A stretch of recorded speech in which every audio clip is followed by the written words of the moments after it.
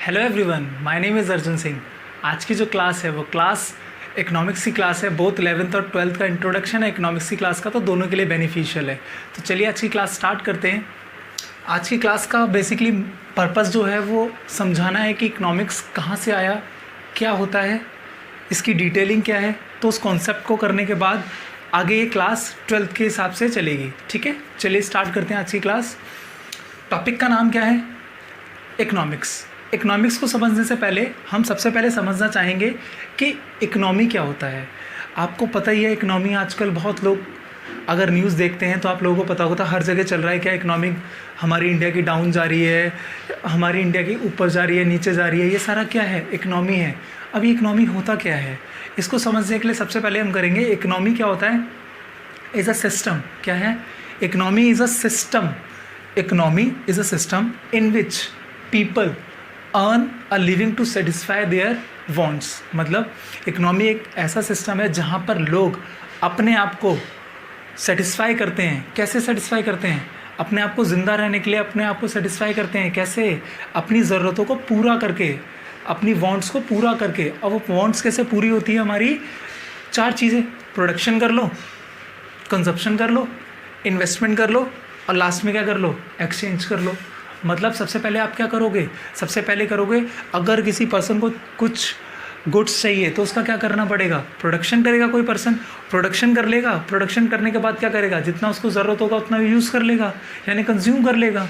अगर बच गया या पैसे उसमें इन्वेस्ट करेगा, वो बच जाएगा गुड्स तो इन्वेस्ट करेगा। अब इन्वेस्ट करने के बाद क्या करेगा? वो सेल करेगा और उससे पैसे कमाएगा। तो क्या करेगा? वो एक्सचेंज करेगा। यही क्या होता है? यही होता है पूरा इकोनॉमी। मतलब क्या होता है? एक पर्सन क्या है, गुड्स बना रहा है, अपने अकॉर्डिंग वो यूज़ कर रहा है, यूज़ कर लिया, बाकी वो क्या करता है? उसके बाद वो क्या करता है? उसे सेल करने के लिए रख देता है। सेल, बाकी जिसको चाहिए वो ले लेता है उससे गुड्स और उसके बदले उसे क्या दे देता है? पैसे। तो यही पूरी साइकिल है जो किसमें बात करती है? आपकी इकोनॉमी के अंदर बात करती है। इकोनॉमी बेसिकली क्या होता है अगर हम डिटेल में थोड़ा सा और समझें, इकोनॉमी पर्सनस को बताती है कि वो अपनी ज़रूरतों को कैसे सेटिस्फाई करेंगे। और वो सेटिस्फाई क्यों करेंगे भाई? क्योंकि एक पर्सन कोई भी होगा वो क्या करना चाहता है? जीना चाहता है। और जीने के लिए क्या चाहिए? पैसे चाहिए। और पैसे कहाँ से चाहिए? अगर कोई पर्सन प्रोडक्शन करेगा, बनाएगा, यूज़ करेगा, फिर उसके बाद क्या होगा बताओ? उसके बाद क्या करेगा? वो पैसे उसमें लगाएगा अगर काम अच्छा चलेगा, और अगर काम अच्छा चल गया तो फिर उसके बाद क्या करेगा? वो सेल करेगा, उससे पैसे कमाएगा। ये क्या होता है? इकोनॉमी। इकोनॉमी से ही आगे जाके एक वर्ड ड्राइव होता है, इसका नाम क्या होता है? इकोनॉमिक्स।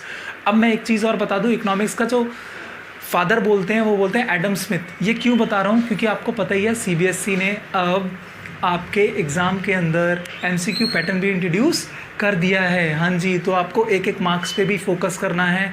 आपको बड़े क्वेश्चंस पे फोकस नहीं करना है कि 3-4 मार्क्स से क्वेश्चन ही करेंगे। एक एक मार्क्स में भी काफ़ी सारे क्वेश्चंस और काफ़ी सारे नंबर्स स्कोर किए जा सकते हैं। तो ठीक है, इकोनॉमिक्स का फादर कौन नाम से जाना जाता है? Adam Smith. Okay, clear? आइए इकोनॉमिक्स की डेफिनेशन करते हैं। Economics is a science. Economics क्या होता है? Is a science. कौन सी साइंस जो बचपन में पढ़ते आ रहे थे 9th-10th के अंदर? नहीं, ये वो साइंस नहीं है। इकोनॉमिक्स साइंस मतलब ये किस पे बेस होती है? Law of principles. कुछ प्रिंसिपल्स होते हैं, रूल्स एंड रेगुलेशन होता है कि आपको ये चीज़ मेज़र करनी है, यही चीज़ मेज़र करनी है, तो उसी पर बेस होता है। इसलिए क्या बोलते हैं? इकोनॉमी इज़ अ साइंस जो स्टडी करती है। किसके बारे में स्टडी करती है? Human behaviour. ह्यूमन बिहेवियर मतलब हम लोगों का बिहेवियर क्या करती है? स्टडी करती है कि क्या पर्सन क्या कर रहा है, कैसा है, उसे क्या ज़रूरत है, क्या ज़रूरत नहीं है, कितनी चीज़ उससे यूज़ करनी है, कितनी चीज़ उससे यूज़ नहीं करनी है। तो क्या हुआ? Human behaviour as a relationship between ends and scarce resources. Scarce resources सुना है आप लोगों ने? कभी बचपन में पढ़ा था स्केयर रिसोर्सेज? नहीं?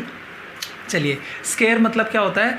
हमारी पता है क्या है? हम ह्यूमंस बीइंग्स की हमारी डिमांड बहुत है लेकिन हमारे पास रिसोर्सेज क्या हैं? बहुत कम। जैसे एग्जांपल दूँ, बचपन में जब हमारे पास पहली बार फ़ोन लिया था तो हम मोबाइल फ़ोन्स होते हैं। अब मोबाइल फ़ोन्स क्या होते हैं आपको पता ही है। जब हमने पहली बार फ़ोन लिया था तो कीपैड वाला फ़ोन चलता था, तो हम उससे सेटिस्फाई थे, हमारी डिमांड फुलफ़िल हो गई थी। अब क्या हुआ? हमारे पास क्या हुआ? दोबारा हमारी डिमांड क्या हुई? अनलिमिटेड। क्योंकि अब क्या हुआ, अब हमें कीपैड फ़ोन नहीं चलाना, अब हमें कौन सा फ़ोन चलाना है, स्मार्टफ़ोन। जब स्मार्टफ़ोन चलाने लगे तो स्मार्टफ़ोन के अंदर भी वैराइटीज़ आ गई। स्मार्टफ़ोन के अंदर वैराइटीज़ कैसे आ गई, नहीं यार अब थोड़ा बेटर फ़ोन चाहिए, थोड़ा शो ऑफ करना टाइप चाहिए। फिर जब वो फ़ोन आ गया तो उसके बाद भी हम सेटिस्फाई नहीं हैं, हमारी डिमांड फुलफ़िल नहीं हो रही है। हमें क्या, हमारे पास रिसोर्सेज भी नहीं है इतने, लेकिन हमें डिमांड। अब एक पर्सन है जो सपोज़ 30,000 रुपये का फ़ोन चला रहा है, वो सोच रहा है कि 50,000 रुपये का फ़ोन मिल जाए, पर उसके पास रिसोर्सेज नहीं है उतने। अगर हैं तो उसको लगा नहीं सकता, क्योंकि और भी उसको कहीं और जगह पैसे लगाने हैं। तो समझ आया स्केयर मतलब डिमांड बहुत सारी है हमारी, हम चाहते हैं सब कुछ मिल जाए, लेकिन हमें मिल नहीं पाता। क्यों? क्योंकि हमारे पास रिसोर्सेज क्या होते हैं, कम। जैसे हर कोई चाहता है अच्छे स्कूल्स में पढ़ना, पर क्या सब कोई पढ़ सकते हैं स्कूल में? सारे स्कूल में अच्छे पढ़ सकते हैं? सारे नहीं पढ़ पाते, काफ़ी लोग नहीं पढ़ पाते हैं। क्यों नहीं पढ़ पाते हैं? क्योंकि यार या तो उनके पास रिसोर्सेज नहीं होते, या तो पैसे नहीं होते, या फिर उनके पास क्या नहीं होते, स्कूल आसपास नहीं है, बहुत दूर दूर हैं। समझ आया स्केयर रिसोर्सेज मतलब। अब मैं इसका एक और एग्जांपल लेता हूँ। जैसे मिल्क की डिमांड क्या है, बहुत सारी, लेकिन वो लिमिटेड ही है ना, अनलिमिटेड तो नहीं है। ऐसा तो नहीं कोई सोच रहा ना कि मिल्क तो बहुत सारा है, मिल्क की क्या डिमांड ख़त्म हो सकती है। हाँ जी, सबकी डिमांड ख़त्म हो सकती है। अगर कोई ज़्यादा यूज़ होने लग जाएगा तो क्या होता है, चीज़ें क्या होता है, डिक्रीज़ होने लग जाती है। हमारे पास रिसोर्सेज उतने नहीं हैं, इसलिए इसकी डेफिनेशन में क्या आया, square means which have alternative uses. मतलब इकोनॉमिक्स में एक प्रॉब्लम तो है, कब कि हमारे पास डिमांड बहुत सारी है लेकिन रिसोर्सेज नहीं है। अब जो रिसोर्सेज हमारे पास कम भी है और डिमांड भी बहुत ज़्यादा है, जैसे मिल्क का मैंने एग्जांपल लिया था अभी। मिल्क है हमारे पास, ठीक है। अब मिल्क को कैसे यूज़ करें, सिर्फ मिल्क के लिए यूज़ करें, बटर बनाएं, घी बनाएं, या फिर अलग अल्टरनेटिव यूज़ करें मिल्क के? देख रहे हो क्या, प्रोडक्ट एक है लेकिन उसके यूजेस क्या हैं, बहुत सारे हैं, अल्टरनेटिव है। तो हमें चूज़ करना पड़ता है कि कहाँ पर यूज़ करें। समझ आया? एक और एग्जांपल लूँ, जैसे सपोज़ करो इलेक्ट्रिसिटी है। अब इलेक्ट्रिसिटी की जो कंजप्शन है, अब कहाँ पर करेंगे सबसे ज़्यादा? फैक्ट्रीज़ में करें, हाउस होल्ड में करें, जो घर में करना है, या फिर कंपनीज़ में करना है, या फिर छोटी छोटी जो सेक्टर्स हैं उसमें यूज़ करना है। तो सबकी डिमांड अलग है, लेकिन हमारे पास इलेक्ट्रिसिटी हर जगह नहीं पहुंच सकती। जैसे आपने देखा होगा या सुना भी होगा कि इलेक्ट्रिसिटी जो है वो सिर्फ कुछ ही सिटीज़ में बहुत ठीक है, जैसे दिल्ली के अंदर काफ़ी बेटर है, और बेंगलोर वगैरह में ठीक है, मुंबई में ठीक है, और भी बहुत सारी सिटीज़ हैं जहाँ पे ठीक है। लेकिन हमारे विलेजेस वगैरह में इलेक्ट्रिसिटी इतनी बेटर नहीं है। जैसे अगर दिल्ली में 24 आवर्स इलेक्ट्रिसिटी आती है, बाय चांस कभी जाती है, लेकिन गांव में क्या होता है, उनको पता है कि 4 से 5 घंटे इलेक्ट्रिसिटी मिनिमम नहीं आएगी। समझ रहे हो? मतलब वहाँ भी डिमांड है, लेकिन वहाँ पर रिसोर्सेज नहीं है इतने कि हम उसे रेगुलर इलेक्ट्रिसिटी वहाँ पर पहुँचा सकें। तो इकोनॉमिक्स बेसिकली कहाँ से जन्म लेता है? इकोनॉमिक्स जन्म यहाँ से लेता है कि भाई हम सबकी डिमांड तो बहुत ज़्यादा है, लेकिन हमारे पास रिसोर्सेज क्या हैं, बहुत कम। और जो डिमांड भी है ना, वो बहुत अलग अलग चीज़ों की अलग अलग जगह पे है। मतलब एक प्रोडक्ट की डिमांड अलग अलग जगह पे है, तो हमें चूज़ करना पड़ता है कौन सा प्रोडक्ट को पहले यूज़ करें, कौन से को बाद में यूज़ करें, या कौन से पे पहले इसको दिए फिर उसके बाद दूसरों को इसको प्रोवाइड करें। समझ आया? पक्का? तो इसलिए इकोनॉमिक्स के जन्म होता है। इकोनॉमिक्स इज़ अ साइंस जो डील करता है ह्यूमन बिहेवियर के बारे में, और क्या करता है, रिलेशनशिप बताता है एंड्स रिसोर्सेज का जो अल्टरनेटिव यूजेस में यूज़ हो सकते हैं। ठीक है, और इकोनॉमिक्स की डेफिनेशन बता दी है। यहाँ तक जो डिस्कशन था वो बेसिकली रिवीजन था उन 12th वाली बच्चों के लिए जिन्होंने इकोनॉमिक्स 11th क्लास में पढ़ी और बिल्कुल भूल गए डेफिनेशन के साथ, तो उनके लिए रिवीजन था। और जिन्होंने अभी अभी रिसेंटली 11th क्लास के अंदर एंटर लिया है, तो उसके लिए थोड़ा सा समझने में भी, क्लास 11th में एंटर लिया है उनके लिए अभी थोड़ा सा समझने में थोड़ा ईजी रहेगा कि इकोनॉमी और इकोनॉमिक्स क्या होता है। ठीक है, और याद रखना आपको डिटेल में पढ़ना है, छोटी छोटी चीज़ें पढ़ना है, रट्टा नहीं है। अगर आप समझ गए ना तो आपको, चाहे वो अकाउंट्स हो, चाहे वो मैथ्स हो, चाहे वो इकोनॉमिक्स हो, बहुत ईजिली होता है। पर बेसिकली क्या होता है, आज तक ना सारे के सारे लोग रटा रहे हैं, समझा नहीं रहे हैं डिटेल में किसी का मतलब कि यही लिखा है याद कर लो, तो ऐसा नहीं होता है। आपको कॉन्सेप्ट समझना है और आपको चीज़ें ईजिली, बहुत ईजिली समझ आ जाएंगी। ठीक है, तो ये आज की क्लास जो यहाँ तक है वो सिर्फ 11th 12th के लिए थी, लेकिन अब जो क्लास होने वाली है वो 12th पर्पज़ के लिए। तो चलिए स्टार्ट करते हैं। देखो, अभी मेरे 12th क्लास के बच्चे और जो सारे बच्चे ऑलरेडी देख रहे हैं, 12th का सिलेबस जो आने वाला है 2020 और 21 के अंदर, वो क्या है आपको पता ही है। हमारे एग्ज़ाम कितने मार्क्स के होते हैं, 100 मार्क्स से, लेकिन ये 100 मार्क्स को 2 पार्ट्स में डिवाइड कर दिया है बोर्ड ने।